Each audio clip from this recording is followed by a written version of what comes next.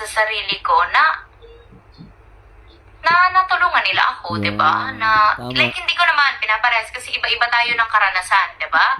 Iba-iba tayo ng na-experience, iba-iba tayo ng pinagdaanan. Pero 'di ba, hindi matatama ang isang pagkakamali ng isa pang pagkakamali. Galing. Perfecto ka dyan. Oo, di ba? Di ba may mga ganun tao? Pag ni-reaction na mo, sabi sa'yo, balahura ka. Pero pag yung sarili nilang katoksikan, hindi nila nakikita. May punto ka doon, Medit. Oh. Lang, 'di ba? Mm. Sa mga pagkakamali or mali nilang nagawa sa atin, tignan din natin yung sarili natin, 'di ba? Oh, yung sariling ginawa niyang mali. Di ba, kunwari, puna ka ng puna ng mali ng iba. Eh, may mali ka din naman pala. Oh, di ba? Tignan natin naging Kaya may nag-comment, Ma'am Bel Santos, hello ma'am. Hindi pwede mag-file ng demanda sa Philippine Consulate. Yes, yun ang alam ko eh. Pwede ka lang manghingi ng special power of attorney na magbigay ng pahintulot sa kanyang representative sa Pilipinas para magsampa ng kaso yun. Salamat Ma'am Bel Santos. Thanks so much. 100% or naging perfect ba tayo sa kanila? Yun. 'Di ba? Diba?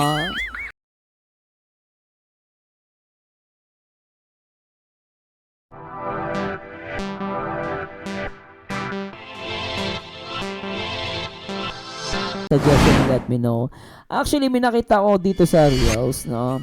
Ano meron dito kay pangalan nito? Medit. Yung pasok ng pasok supporter ng Beyonce sa live na nagpapatama na real talk tuloy kayo ni Medit. Ah, talaga? Supporter ni Beyonce. Na real talk. Sige, pakinggan natin to. Alam mo naman ako, chismoso ko, di ba? So, pakinggan natin. At ano ang real talk ni Medit? Pakinggan natin. Tara. Usapan natin yan. Kasi tinatopic pinipilit mo eh. For me, naging honest lang naman sa mga pinagdaanan niya.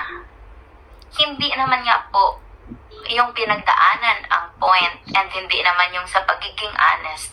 Pero yung, alam mo yon, like, sabi ko nga sa mga live ko noon, nung nadawit ang pangalan ko sa issue, 'di ba? Pwede naman tayong magsalita ng totoo at tama, pero andun pa din yung respeto natin. Yung respeto especially sa mga taong nakatulong sa atin. Sa mga taong, like, sabi ko nga, di ba, walang perfectong tao. Kung hindi sila naging perfect sa atin, for sure hindi din tayo naging perfect sa kanila. Tama naman, Di ba? no? Huwag tayong tumingin sa sa one side lang, di ba? Sa mga pagkakamali or mali nilang nagawa sa atin, tignan din natin yung sarili natin, di ba? Tignan natin kung ano yung ginawa din natin. Yun nga ang problema kasi, alam mo. Hindi kasi niya nakikita yung sarili niya. Kapag ni-react ng iba, sasabihin naman binabalahura. Pero pag, alam mo yun, pero yung ginagawa niya, hindi niya nakikita yon. Di ba? Di ba may mga ganun tao? Pag ni-reaction na mo, sabi sa'yo, balahura ka. Pero pag yung sarili nilang katoksikan, hindi nila nakikita. May punto ka doon, Medit. Oh. Lang, di ba? Mm. Sa mga pagkakamali or mali nilang nagawa sa atin, tignan din natin yung sarili natin, di ba? Oh, yung sariling ginawa niyang mali. Di ba, kunwari, puna ka ng puna ng mali ng iba. Eh, may mali ka din naman pala. Oh, di ba? Tignan natin kung ano yung ginawa din natin, di ba? Oo. Like, naging masunurin ba tayo? Yon, naging masanurin ka ba? Sabi, bawal makipag-direct contact sa sponsor. Eh, ginawa mo ba yon? Tinanong mo ba yung sarili mo? Ginawa mo ba yon? Sabi ni Kalinga Prab, bawal makipag-direct contact sa sponsor. Oh, ginawa mo ba yon? Tama naman eh, oh. Natin, di ba? Oo. Like, naging masunurin ba tayo? Di ba? Like, naging Teka lang, may nag-comment. Ma'am Bel Santos, hello ma'am. Hindi pwede mag-file ng demanda sa Philippine Consulate. Yes, yun ang alam ko eh. Pwede ka lang manghingi ng special power of attorney na magbigay ng pahintulot sa kanyang representative sa Pilipinas para magsampa ng kaso yun. Salamat Ma'am Bel Santos. Thanks so much. 100% or naging perfect ba tayo sa kanila? Yun. Di ba? Diba? Ano ba, even noon, nung Tama si ano eh. Diba? Tama naman eh oh. 100% or naging perfect ba tayo sa kanila? Ayun, yun ang tanongin mo. Ikaw ba ay sumunod? Naging perfect ka din ba sa kanila? Oo, may ginagawa ka din mali. Di ba? Puna ka ng puna. Pinupuna mo sila, Kuya Bal. Si Kilinga Prab, ganito, ganyan. Pero yung sarili mo, ang tanong, may ginawa ka ba tama? Tama doon si Ma'am Medit eh. Oh. Naging 100% or naging perfect ba tayo sa Tama. kanila? Diba? Diba? Even noon, O, diba? Oh. nung pag-alis ko sa kanila din, Oh. like, may tampo din ako noon. Pero alam ko sa sarili ko na natulungan nila ako, diba? Oh, yun ang tama doon, 'di ba? Kahit papaano, kahit may tampo ka, wag mong pepersonalin. Oh. Like, may tampo din ako noon. Pero alam ko sa sarili ko na natulungan nila ako, Yeah, 'di ba? tama. Like, hindi ko naman pinapares kasi iba-iba tayo ng karanasan, 'di ba? Iba-iba tayo ng na-experience, iba-iba tayo ng pinagdaanan. Pero, 'di ba, hindi matatama ang isang pagkakamali ng isa pang pagkakamali. Galing. Perfecto ka dyan. Oo, tama naman yun, di ba? Sabi ni Crucia Cruel, sabi ni Kalinga Prab, okay lang makipag-usap sa mga sponsor. Basta wag lang pawakwak. At wag susulan ang bene yun. Oo. Pero alam ko bawal nga, di ba? Yung, tama naman, pwede makipag-usap. Pero wag lang daw papawakwak yun. Mas tama yung sinabi mo, Crucia Cruel. Mas malinaw yun, tama. No? Tuloy natin. Diba? And dapat alam natin kung ano ang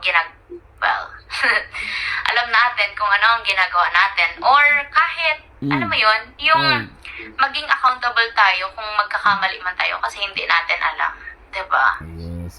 And So, yun lang. Mabilis sa reaction video lang yun, guys. Dinagdag ko lang to.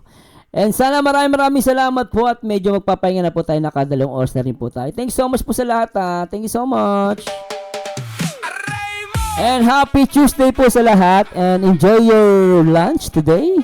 Sa lahat naman taga-ibang bansa, alam ko yung madaling araw na po dyan. Maraming salamat at pahinga po kayo. Oy, shoutout kay Ma'am Normita dos Santos, kay Casey Perry, kay Ma'am Bel Santos, kay Crucia Cruel, at kay Ate Lopez Roda, at syempre sa kanyang asawa si Yamni Lim, at kay Edena Alejandro. Salamat po.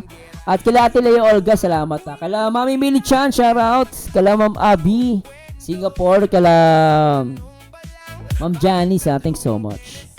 At kay Miss Joy, salamat din. At kay Layugan Rose, salamat. Kay Renaldo Manabat, at sino pa? At kay Bing Ariola, at kay Virx Estrera Vlogs, at kay Riri, at kay Ma'am Rosemary Sadiwa, at kay Bebelina Manago. Thanks so much. Ayan. Sino pa guys? Habang bago tayo magtapos. Yan, medyo papahinga na guys. Nagugutom na ako. Ginutom na ako. Yan, si Ma'am Zemra Janie, kay Annie Pakinggan, thanks so much. Syempre kay Mami Alice Antonio, thanks so much din po. Kala Mami Sue, kala Teacher Terry, maraming salamat po. So anyway guys, pahinga muna tayo guys, at maraming salamat sa Diyos. Ito po ang paborito nyo reactor, nag-iisang baliw pero nakakaaliw, ang nag-iisang Marzano TV 2.0. Enjoy your day. And to God be the glory. Paalam guys. Bye-bye. Alright. Pinicturan ka pa habang nakayuko sa kanto. Caption na nilagay, ayan siya, future milyonaryo.